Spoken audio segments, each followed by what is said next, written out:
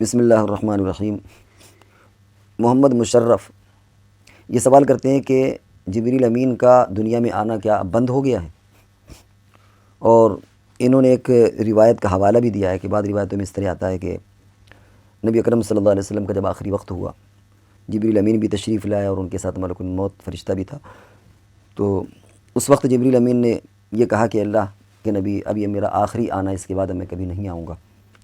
تو کیا اب جبریل امین کبھی قیامت تک نہیں آئیں گے؟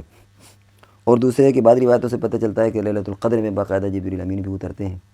تو پھر یہ تو دونوں باتوں میں کلیش ہو گیا، ٹکرا ہو گیا، تضاد ہو گیا کہ صاحب لیلۃ القدر میں شب برات میں اگر آنا تو پھر اس روایت کا کیا مطلب ہوگا جس میں کہ اب میں نہیں آؤں گا؟ اس کا جواب یہ ہے کہ دونوں باتوں میں کوئی کلیش نہیں، کوئی تضاد نہیں ہے۔